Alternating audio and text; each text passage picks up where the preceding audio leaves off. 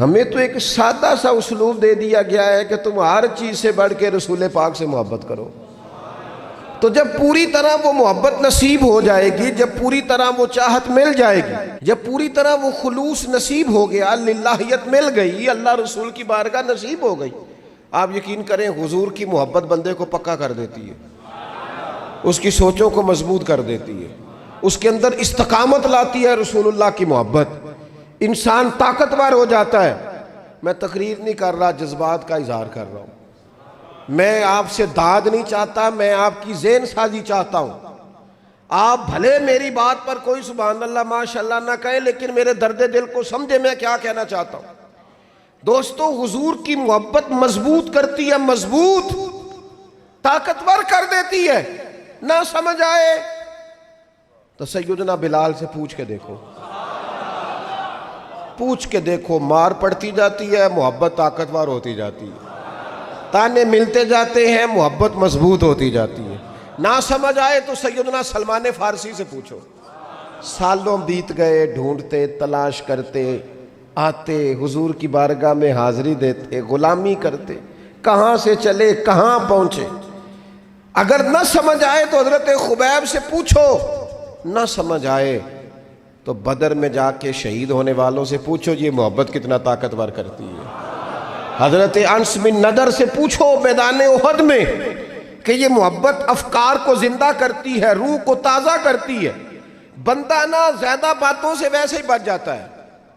ایک شے صرف یاد کرنی پڑتی ہے، ایک شے، علم و بس کریو یار اے ہوئی حرف تینوں درکار. اعلیٰ حضرت فرماتے ہیں اے عشق تیرے صدقے ہم جلنے سے چھٹے سستے. جو آگ بجھا دے گی اب وہ آگ لگائی ہے، جو آگ بجھا دے گی اب وہ. اور پھر اعلیٰ حضرت فرماتے ہیں کہ یاد رکھنا جان ہے عشق مصطفیٰ، روز فزوں کرے خدا، اور جس کو ہو درد کا مزہ، جس کو ہو درد کا مزہ. ایک ہوتا ہے شفا کا مزہ، ایک ہوتا ہے بیماری کا مزہ. یہ حضور کی محبت کی وہ والا درد ہے کہ یہ مزیدار ہے. اعلیٰ حضرت فرماتے جان ہے عشق مصطفیٰ، روز فزو کرے خدا. او لوگو جس کو ہو درد کا مزہ، وہ ناز دوا اٹھائے کیوں، اور پھر کے گلی گلی تباہ ہم ٹھوکریں سب کی کھائیں کیوں. اور دل کو جو عقل دے خدا تو تیری گلی سے جائے کیوں، دل کو جو عقل دے خدا تو تیری گلی سے جائے کیوں. صحابی بیٹھے ہیں نا نبی پاک کی بارگاہ میں، اور دیر سے بیٹھے اور جم کے بیٹھے، بٹھا کے اپنے محبوب کو اپنے پہلو میں. جو لوگ کچھ نہیں کرتے وہ بھی کمال ہی کرتے. دیر سے بیٹھے اور بیٹھے تو نبی کریم نے فرمایا جاؤ کوئی کام بھی کرو. اٹھے، ستون کی اوٹ سے ہو کے واپس آ گئے، کہنے لگے یا رسول اللہ آپ کے بغیر دل ہی نہیں لگتا، تو طبیعت ہی نہیں جمتی، کہیں نظر ہی نہیں ٹھہرتی. جب تک آپ اپنے دل کی کیفیات، یار ہمارے بزرگ، ہمیں تو وقت نہیں ملنا چاہیے. اگر ہمارا دعویٰ ہے کہ ہمیں حضور سے محبت ہے تو وقت ہی نہیں ملنا چاہیے. سیرت ساری پڑھ لی ہے ہم نے، حضور کی احادیث یاد کر لی ہیں، نبی پاک کے فضائل پر جو کتابیں لکھی گئی ہیں وہ ہمارے پاس ہیں. کیا آج صبح سے لے کر اب تک 1100 بار درود شریف نصیب ہوا ہے؟ کیا اگر حضور سے محبت ہے تو ہمارے دل میں نبی پاک کی امت کا درد ہے؟ حضور پر نازل ہونے والے قرآن مجید کو ہم نے سمجھا ہے؟ دین اسلام کی روشن تعلیمات کے ہم کتنے قریب گئے ہیں؟ فارغ وقت آپ کیا جی میں آج کل بور ہوتا ہوں، تو بھئی آپ کتاب خریدیں حضور کی سیرت پر، پڑھیں شاہ عبدالحق محدث دہلوی نے کیا لکھا ہے، پڑھیں حضور کے فضائل کمالات، پڑھیں شفا شریف قاضی اعجاز کیا لکھتے ہیں. لیکن زندگی تو ادھر ادھر ضائع ہو رہی ہے. محبت والا تو اپنا ٹائم، یہاں تو کسی کو پیار ہو جائے نا اپنے گھر سے تو قربانی دیتا ہے، کہتا ہے آپ سب لوگ کھائیں گے، میں پردیس میں جا کے کماؤں گا. پیار ہو گیا نا تو اس نے جدوجہد کی، اس نے عمر گزار دی. ہمیں اگر پیار ہو تو پھر انداز کچھ اور ہو. تھوڑا سا نا اپنی قلبی واردات پر توجہ دیں، اپنے دل سے پوچھیں ایک تسبیح رکھ لیں ہاتھ میں، جس طرح موبائل ہو نا بندے کے پاس تو چین نہیں نہ لینے دیتا، جس طرح موبائل ہاتھ میں ہو تو چلتا رہتا ہے نا، انشاءاللہ تسبیح بھی ہاتھ میں ہوگی تو درود پاک چلتا رہے گا۔ یہ کریں یہ کام، حضور کے تذکار جمیلہ، نبی پاک کا تذکرہ، اپنے قلب اطہر میں حضور کی محبت کو۔ آپ دیکھیں نا کبھی صحابہ کا مزاج، ایک ہوتا ہے بڑے مشورے کرنا، اور ایک ہوتا ہے زندگی میں نا ایک حرف یاد کر لینا۔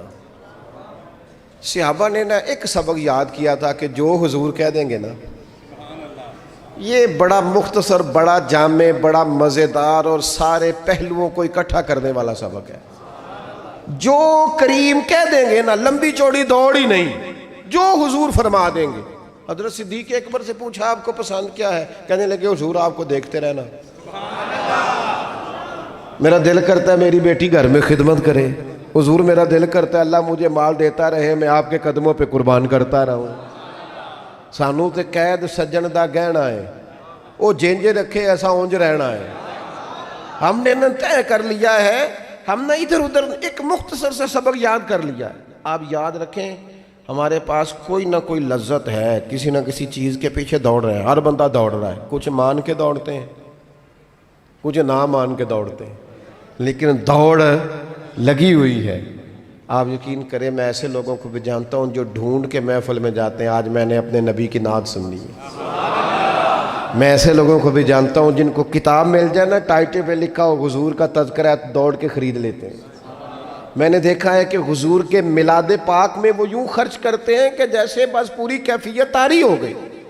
نبی پاک کی نسبت جہاں نظر آئی، حضور کے اصحاب کی بات آئی یا اولاد کی بات آئی، امت کے اولیاء کی بات آئی یا علماء کی بات آئی، دین کے طلباء جو مدرسوں میں پڑھتے ہیں ان کی بات، جہاں جہاں ذکر آیا، ہم نے نہ کبھی قطرے پہ غور کیا اور نہ دریا دیکھا، بس جہاں تیری جھلک دیکھی وہیں ڈوب گئے۔ اپنے دل میں اس محبت کو پیدا کریں۔ میں آپ سے عرض کروں، اولادیں بھی پریشان ہیں ہماری،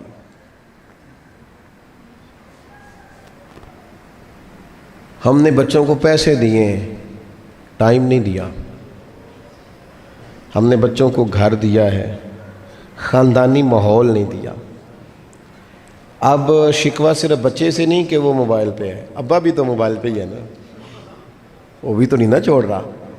بچے جو چھوٹے موٹے سوالات اپنے ماں باپ سے پوچھتے تھے تو ایک خاندانی روایات، ان کا حسن منتقل ہوتا تھا، وہ اب رخصت ہو رہا ہے۔ بچے اپنے گھروں میں، آپ کو پتہ ہے یہ صحابہ کی اولادیں کیوں جان قربان کرتی تھی نبی پاک پہ؟ انہوں نے گھر میں جو دیکھا تھا نا اپنے ماں باپ کو کرتے، تو وہ تیار تھے، ایک سے ایک بڑھ کر تھا۔ حضرت عمر بن جموح جنگ میں آئے تو چاروں بیٹوں سمیت آئے، اولادیں ساتھ آئیں ان کی، کیوں؟ انہوں نے اپنے بچوں کو وقت دیا، ٹائم دیا، ان کی تربیت کی۔ دیکھیں ایک ہے میں تقریر کروں، تقریر سے بھی بچے سیکھیں گے، ایک ہے کہ جو ان کا باپ کرتا ہے۔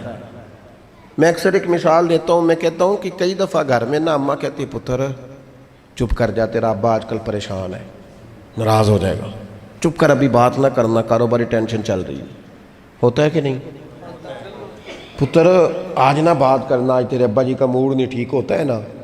تو کبھی کبھی یوں بھی ہونا کہ ابا بستر میں رو پڑے تو پتر اٹھ کے جا کے پوچھے اماں جی خیر ہے، تو اماں بھی رو پڑے، اماں بتاؤ تو صحیح ہوا کیا؟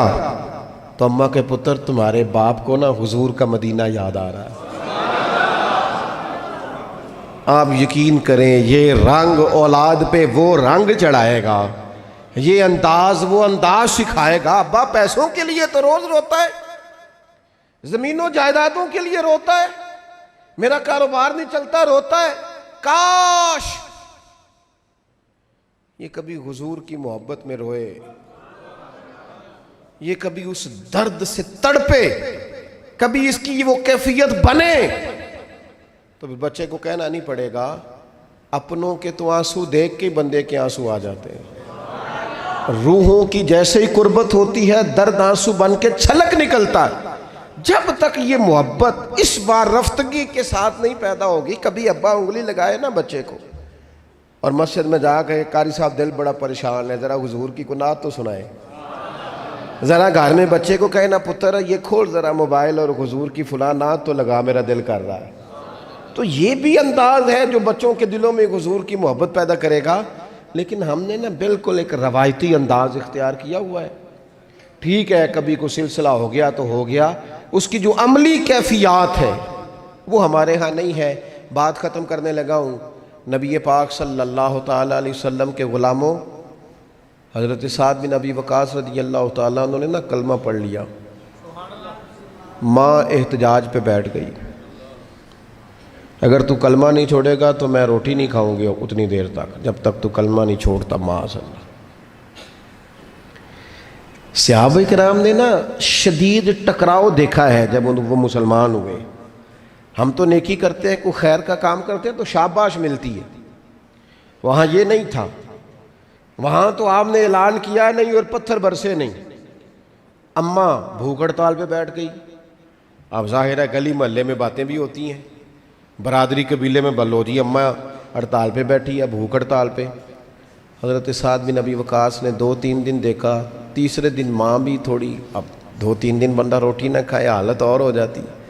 حضرت سعد جا کے نا اماں کے سرانے کھڑے ہو گئے، کہنے لگے اماں میں تیرا ہی پتر ہوں نا، اور مجھے سب سے زیادہ تو ہی جانتی ہے۔ اماں نے کہا اسی طرح ہی ہے، تو کہنے لگے اماں تو میرے جذبے بھی جانتی ہے، کہ پتر بالکل جانتی ہوں۔ تو کہنے لگے تیری ایک جان ہے نا، اگر تیری 1000 بھی ہو نا، ایک ایک کر کے ساری نکل جائے تو مدینے والے کا کلمہ پھر بھی نہیں چھوڑوں گا،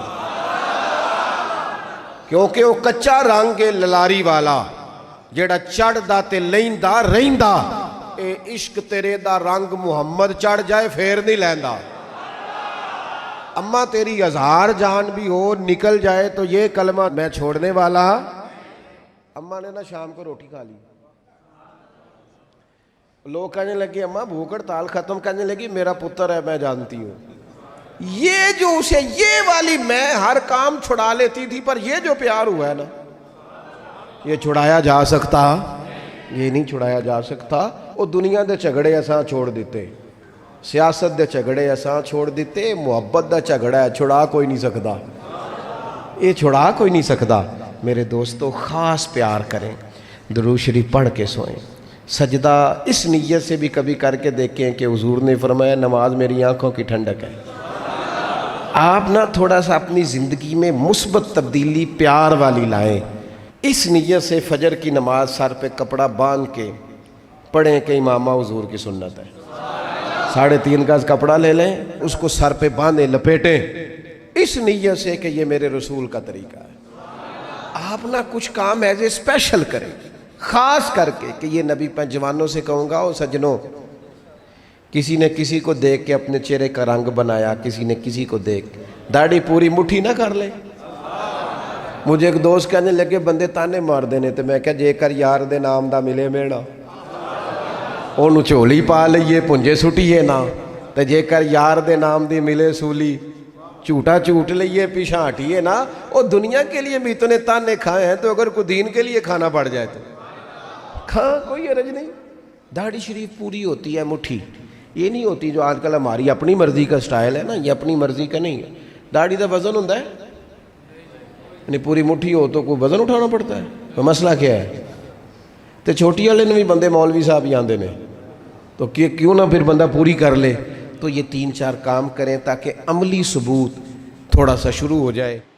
سادے کپڑوں کے اندر بھی کئی دفعہ بندہ محسوس کرتا ہے یار میرا لباس تھوڑا سا سستا ہے، پر اللہ تعالیٰ نے جو مجھے ایمان عطا کیا ہے وہ سب سے زیادہ مہنگی چیز ہے، وہ سب سے زیادہ طاقتور چیز ہے۔ اپنے باطن میں خاص خصوصیات پیدا کریں، اپنے آپ کو ٹائم دیں، اپنی قلبی کیفیات پر زیادہ توجہ کریں۔ زیادہ مجھے فوٹو شوٹو کھینچنے کا زیادہ تجربہ نہیں ہے، مصروفیات زیادہ رہیں تو میں اس طرف نہیں آ سکا۔